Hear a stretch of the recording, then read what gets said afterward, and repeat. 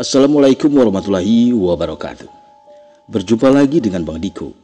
Kali ini Bang Diko akan melanjutkan cerita yang kemarin yang berjudul Disuntik Mati Karena Ganjet Season 2. Mau tahu kelanjutannya? Tapi sebelum itu, jika kalian menyukai channel ini dan kisah-kisah dari saya, jangan lupa untuk di-subscribe, komen, like, dan share sebanyak-banyaknya. Gak usah basa-basi lagi, langsung saja kita lanjut ke alur ceritanya. Setelah pariwara berikut ini.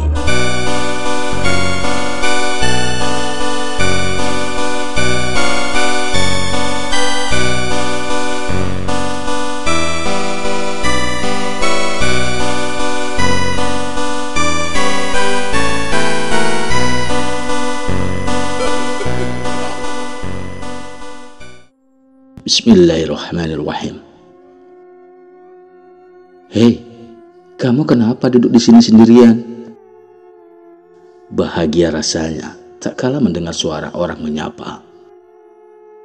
Perlahan aku mengeluarkan wajah dari dekapan tangan di antara dua lutut. Aku terpencar dari kawan-kawan. Seorang pria yang diperkirakan seumuran denganku tengah berdiri dengan cara sedikit membungkuk. Memangnya kemana teman-temanmu? Aku tidak tahu. Kamu tersesat? Mungkin iya. Sudah, jangan takut. Kita barengan saja. Aku mulai berani mengobrol dengan pria yang belum kuketahui namanya ini. Melihat dari caranya yang memperlakukanku, sepertinya dia orang baik. Kamu pasti lapar. Nih, makanlah. Pria itu menyodorkan sebatang roti dan sebotol air putih berukuran sedang. Memang sudah lapar, melahap roti pemberian pria itu dengan rakusnya. Pelan-pelan, aku juga dulu sering lapar. Sebelum orang baik datang dan menolong, aku sering menghabiskan makanan pendaki hingga tak bersisa. Ucapan pria itu membuat aktivitas makanku terhenti. Maksudnya, kamu sering mencuri? Atau jangan-jangan roti ini juga hasil? Jangan tanyakan tentang roti itu. Yang penting kamu tidak kelaparan. Ukuran roti ini lumayan besar. Rasanya tidak habis jika aku memakannya sendirian. Ini, makanlah. Tidak, aku sudah kenyang. Karena tadi habis makan satu. Tanpa malu, aku menyimpan sisa roti itu di dalam saku kecil tas keril. Oh ya, kita belum kenalan. Namaku Tina. Kamu siapa? Dia sepertinya mengalihkan pembicaraan. Tidak penting siapa namaku. Yang penting kamu bisa kembali bertemu dengan teman-temanmu. Aku menarik kembali uluran tangan yang tadi ingin berselamat dengan pria itu. Oh ya Tina, kalau makannya sudah selesai, sebaiknya kita melanjutkan pendakian. Aku bersusah payah mencoba bangkit, karena memang tas keril tidak kulepaskan saya dari tadi. Kerilnya pasti berat. Sini, biar aku yang bawa. Nggak usah, aku kuat kok. Sudah, nggak usah menolak. Biar aku saja yang bawa. Karena dia memaksa, aku melepaskan tas keril itu dan memberinya pada pria ini. Setelahnya barulah kami berjalan meniti jalur pendakian bersama-sama. Selang beberapa menit kemudian, aku kembali membuka percakapan. Oh ya, tadi katanya sering menghabiskan makanan pendaki. Memangnya kamu bukan pendaki? Dulu aku seorang pendaki. Tapi sekarang tidak lagi. Kini aku tinggal dengan damai bersama kakek di lereng kawah Merapi Dempo. Kamu tinggal di sana?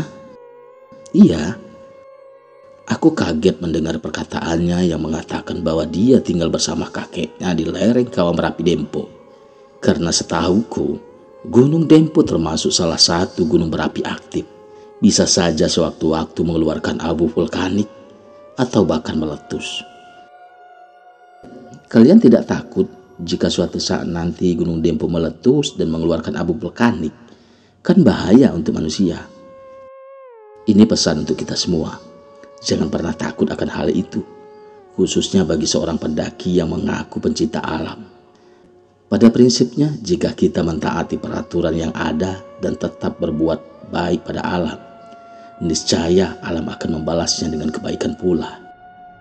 Bicaramu macam petua bijak sang leluhur. Aku bukan siapa-siapa, tapi aku sedih melihat alam mulai rapuh atas ulah manusia yang tak bertanggung jawab. Kamu habis dari mana? Kok tiba-tiba sudah berada di hadapanku? Kata kakek, orang baik itu akan datang, dan aku ditugas untuk memastikan pendakiannya baik-baik saja. Tapi sayangnya, ada kesalahan yang seharusnya tidak terjadi pada pendakian mereka. Siapa orang baik itu? Orang baik memiliki hati bersih dan jiwa yang putih. Terus, pelanggaran apa yang dia lakukan? Sesuatu yang disepelekan, namun memiliki arti penting dalam urusan keselamatan.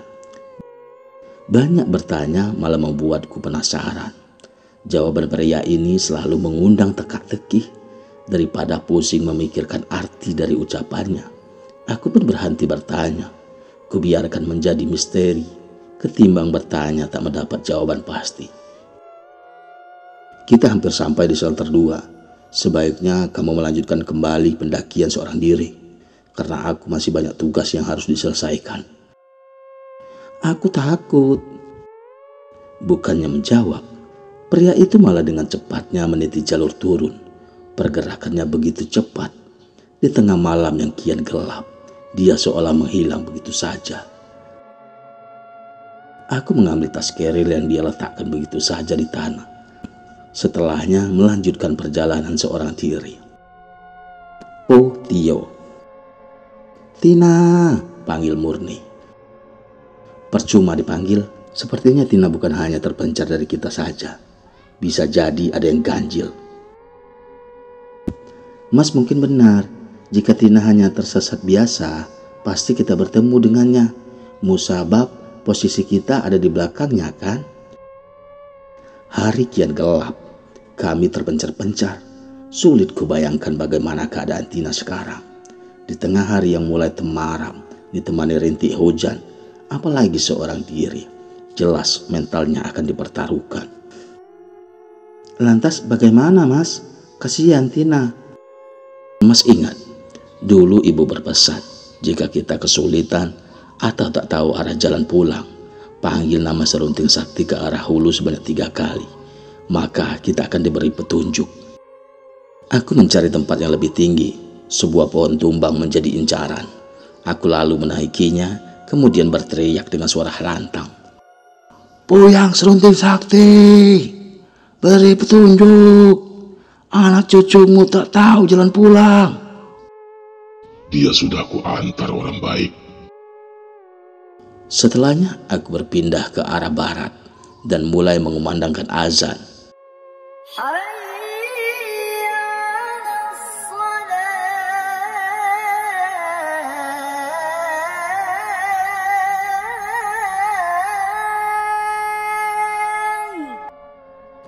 Suara azanku menggema seolah menerobos belantara tersunyi Gunung Dempo. Ada hati yang bergejolak tak kalah mengumandangkannya dengan suara lantang. Saat azan itu selesai dikumandangkan, hujan yang tadinya merintik, kini berganti angin kencang. Hembusannya membuat riuh dahan-dahan pohon. Mereka bergesek satu sama yang lainnya, hingga membuat dahan patah. Sepersekian detik dari dahan patah itu, terdengar suara orang berteriak. Dari mana suara dahan patah dan teriakan itu? Dari arah bawah, mas, dijawab oleh Murni. Itu pasti suara Tina. Iya, mas, itu suara Tina. Kamu di sini saja, biar mas yang susul ya. Bang Leo, titip Murni. Ya sudah, kamu pastikan cepat, itu Tina atau bukan. Dengan langkah cepat aku meniti jalan turun. Beberapa menit meniti jalan turun, aku melihat cahaya headlamp di kejauhan. Itu pasti Tina, pikirku. Aku kian mempercepat langkah agar lebih cepat menggapainya. Tina! Tidaklah begitu sulit untuk Tina mengenal suaraku. Tio, apakah itu kamu? Iya Tina, aku Tio. Hingga tak beberapa lama kemudian, aku tiba di dekatnya.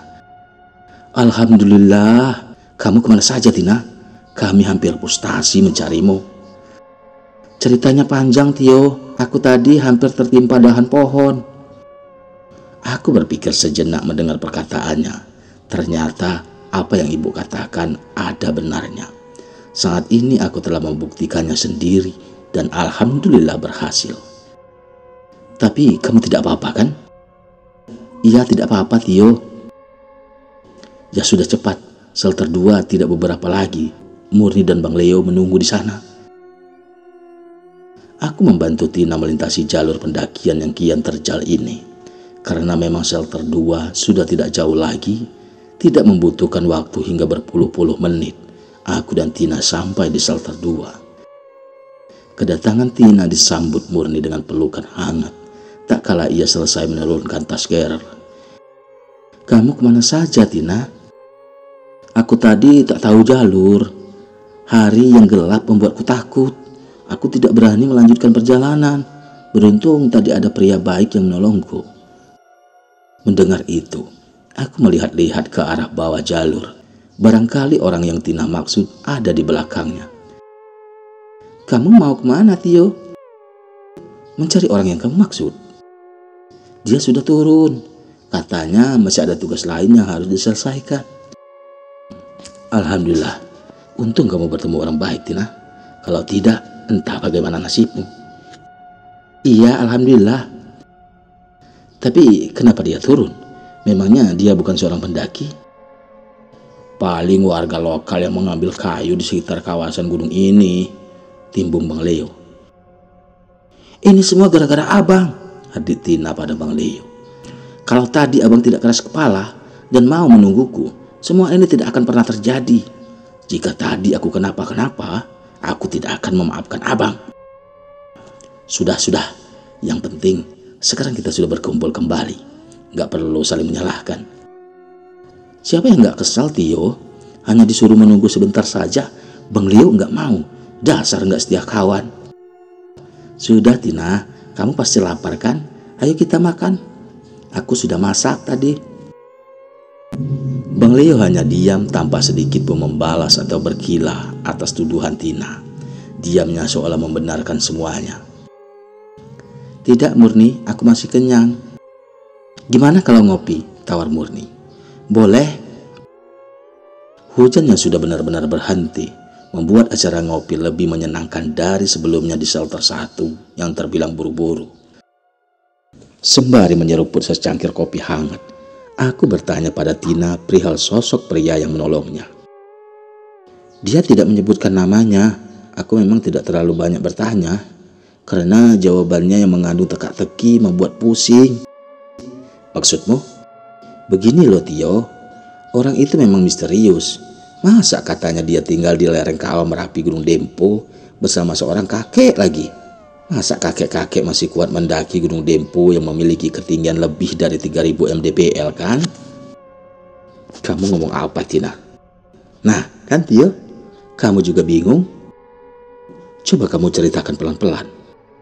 Intinya begini Tio, katanya dia turun gunung karena diperintah oleh kakeknya untuk memastikan pendakian orang baik yang dulu telah menyelamatkan dia. Karena kebaikan orang baik itu, dia sekarang hidup dengan damai bersama kakeknya di lereng kawah Merapi Gunung Dempo. Terus katanya lagi, sungguh sangat disayangkan di dalam pendakian orang baik itu terdapat kesalahan yang seharusnya tidak perlu terjadi. Setelah Tina bercerita, aku menghampirinya, menempelkan belakang telapak tanganku di keningnya. Apaan sih Tio? Kamu tidak sedang berhalusinasi kan? Ceritamu macam drama di film-film. Tidak Tio, ini menarik. Barangkali ada hubungannya dengan kita, sambung Bang Leo. Oh ya Tina, teruskan ceritamu. Pelanggaran apa yang dia maksud? Sesuatu yang sering disepelekan, tapi mempunyai peranan penting dalam keselamatan. Begitu katanya. sesuatu yang sering disepelekan, tapi mempunyai peranan penting dalam keselamatan. Aku mengulang kembali perkataan Tina. Iya, aku punya buktinya, Tio. Dia tadi memberiku roti, dan baru aku makan setengahnya. Tina pun mengeluarkan roti yang dia maksud dari dalam saku karirnya. Apa ini, Tina? Loh, kok bukan roti? Pungkas Tina. Sampai jumpa lagi di episode berikutnya. Wassalamualaikum warahmatullahi wabarakatuh.